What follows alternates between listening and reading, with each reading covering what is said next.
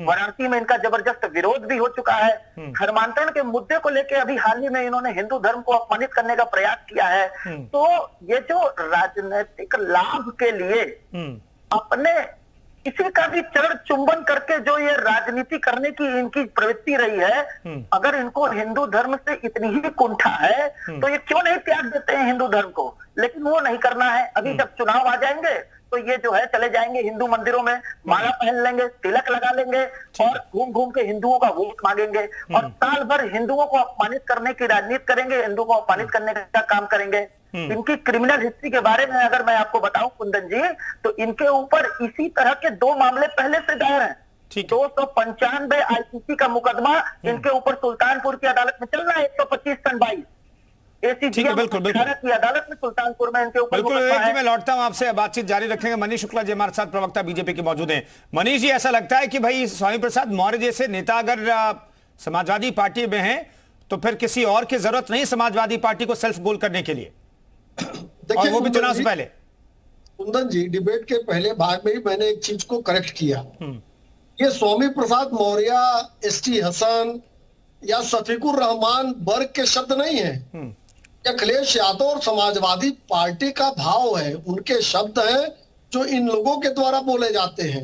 जब स्वामी प्रसाद मौर्य इस पार्टी में नहीं थे तो भी यही चरित्र था समाजवादी पार्टी का कि हिंदू धर्म के जो पूजा स्थल है उनका अपमान करो, भारत की संस्कृति सभ्यता का अपमान करो।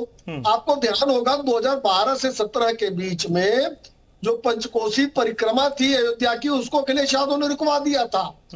कोई भी दुर्गा पूजा ऐसी नहीं बीतती थी जिसमें दुर्गा पंडालों को चलाया नहीं जाता रहा हो। कोई भी हिंदू धर्म का तीज त्योहार शांति पूर्वक नहीं व्यतीत होता था जब अखिलेश यादव मुख्यमंत्री थे। तो इनका डीएनए है कि अपमानित करो। दूसरी बात देखिए, एक महत्वपूर्ण बात है, एएसआई जो सर्वे है ये वैज्ञानिक सर्वे है, ये पुरातात्विक आधार पर सर्वे है। ये कोई हिंदू शास्त्र के अनुसार कोई सर्वे हो रहा है और उसका विरोध करते तब तो समझ में आता। आखिर ऐसा कौन व्यक्ति है जो अगर 2 पक्ष है जो ये नहीं चाहता होगा कि बात क्लियर हो जाए, वहां सर्वे हो जाए और सर्वे से क्लियर हो जाए, दूध का दूध पानी का पानी हो जाए कि वहां आखिर किस धर्म का पूजा स्थल था। तो ये एएसआई का सर्वे तो इसी को क्लियर करने के लिए है ना। जी तो जी, कोर्ट में जाकर ये याचिका लगाना कि एएसआई सर्वे रोक दो। सुप्रीम कोर्ट ने भी कल डांट पिलाई कि हाई कोर्ट क्यों नहीं गए, हाई कोर्ट में गए ये लोग। तो आखिर क्या कारण है कि एएसआई सर्वे का विरोध हो रहा है? और कारण को अगर आप खोज लेंगे कुंदन जी, या आम जनता जो भी सुन रही है आपके डिबेट को, उसे समझ में आ जाएगा कि दाल में क्या काला है। ठीक है। सलमान गौरी जी हमारे साथ मुस्लिम धर्मगुरु जुड़ गए हैं। सलमान गौरी साहब, क्या दाल में काला है? चीजें स्पष्ट हो जाएंगी, दूध का दूध पानी का पानी हो जाएगा। सर्वे सही तो स्थिति स्पष्ट होगी कि वाकई में वहां पर पहले मंदिर था, मंदिर तोड़ करके मस्जिद बनाई गई, मंदिर के मलबे से मस्जिद बनाई गई या नहीं बनाई गई, ये तो सर्वे से स्पष्ट होगा। तो फिर विरोध क्यों किया जा रहा है? विरोध 2 तरह के होते हैं। एक तो किसी भी स्ट्रक्चर को आप जबरदस्ती वहां पर खुदाई करेंगे और उसके बाद उसके मलबे को गिराएंगे, ले जाएंगे। एक इससे तो जरूरी है कि इससे रुका जाए। दूसरी चीज है कि आजादी के बाद ये कहा गया था, जब आजादी मिली हिंदुस्तान को, उसके बाद ये वो जो भी जैसे जिस हालत में जो चीजें हैं उसको हम टच नहीं करेंगे। तो उस संविधान के अकॉर्डिंग, जिस संविधान की बात का हवाला लोग दे रहे हैं, उसी संविधान ने इस बात को कहा था कि जो भी चाहे हिंदू हो, मुस्लिम हो, सिख हो, ईसाई हो, हर एक मजहब की जो तारीखी चीजें मैं उस पर हाथ नहीं लगाऊंगा। लेकिन आज जरूरत इस बात की पड़ गई है लोगों को कि ज्ञानवापी मस्जिद को टारगेट कर रहे हैं। भाई बाबरी मस्जिद को किस तरीके से किया गया दुनिया देख रही है, और उसके बाद आज हाईकोर्ट ने रोक लगा दी है।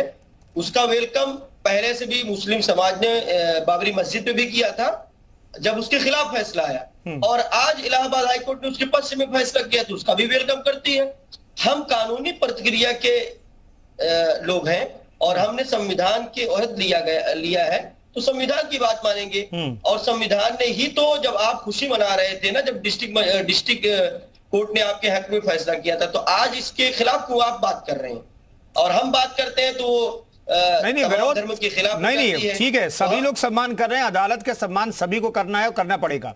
लेकिन इस तरीके से कोशिश करना सुप्रीम कोर्ट में फिर हाई कोर्ट में कि भाई सर्वे रुक जाए, ये कोशिश आखिर क्यों की जा रही है? सर्वे हो जाएगा, चीजें स्पष्ट हो जाएंगी, साइंटिफिकली तरीके से प्रूव हो जाएगा कि भाई वहां पर पहले क्या था, 1669 में क्या था, 1669 से पहले क्या था, ये चीजें स्पष्ट हो जाएंगी तो अच्छी बात है ना सलमान गौरी साहब? नहीं, जमीन को खोदने से कौन सी स्पष्ट नहीं, अब जिला अदालत ने भी ये कहा था सलमान गौरी साहब कि किसी भी स्ट्रक्चर को नुकसान पहुंचाए बगैर 11 बिंदु पर एएसआई जो है अपनी रिपोर्ट सबमिट करे। तो जिला अदालत ने भी यही कहा है। सुप्रीम कोर्ट में जो आपने चुनौती दी और हाई कोर्ट भी अभी तक यही कह रहा है। नो, आपने इस बात को लग रहा है कि आपने ऑर्डर को पढ़ा नहीं। जो डिस्ट्रिक्ट मजिस्ट्रेट का ऑर्डर था कि जहां जरूरत पड़ेगी वहां खुदाई भी करो, वहां पर खुदाई भी करो, इस जरूरत है। और यहाँ पर वजू खाने की जगह पे ये है वो है और ये तमाम चीजें हैं जो फोटोग्राफी हुई है। फोटोग्राफी के जरिए वजू खाने पर तो टच करना ही नहीं है क्योंकि वो सील्ड एरिया है। विवेक मिश्रा साहब, दरअसल ये दलील दी जा रही है कि भाई वर्शिप एक्ट 1991 क्या इसमें आड़े आ सकता है और क्या इसके आधार पर सर्वे को रुकवाया जा सकता है या फिर मामले को आगे बढ़ाने से रोका जा सकता है? क्योंकि यह कहा गया कि भाई 1947 से पहले जो भी धार्मिक स्ट्रक्चर थे उसमें छेड़छाड़ नहीं की जा सकती इस वर्शिप एक्ट के तहत। क्या ये एक्ट जो है वो इस लड़ाई में, हिंदुओं की लड़ाई में कहीं आड़े आ सकती है? देखिए, 91 का वर्शिप एक्ट कहीं भी इस लड़ाई में आड़े नहीं आने वाला है। और पहले ये जो मुस्लिम धर्मगुरु हमारे बैठे हैं इनको मैं करेक्ट करना चाहूंगा कि जिला अदालत ने वाराणसी के अपने फैसले में ये साफ साफ कहा था कि जहां आवश्यकता पड़ेगी वहां खुदाई की जा सकती है। और वजू खाने पे जिससे सुप्रीम कोर्ट ने रोक लगाई है वहां पे खुदाई के लिए पहले भी रोक थी और जिला वाराणसी के अदालत के फैसले में भी रोक आई है। जहां तक आपने जो है अभी वर्शिप एक्ट की बात की तो मैं आपको बता देना चाहूंगा कि वर्शिप एक्ट से ये कहीं भी नहीं निर्धारित होता है कि ज्ञानवापी में मस्जिद थी या जो उसका स्ट्रक्चर था वो बना रहेगा या कोई इस तरह की अड़चन आने वाली है। तो इसका फैसला तो पहले हो चुका है पोषणीयता के मामले में। जो मामले की पोषणीयता को लेकर के जब अदालत ने फैसला किया तो उसमें ये सारे फैक्ट तो देखे गए। विवेक जी, मैं कानूनी तौर पर आपसे चीजें समझना चाह रहा हूं। जी बिल्कुल।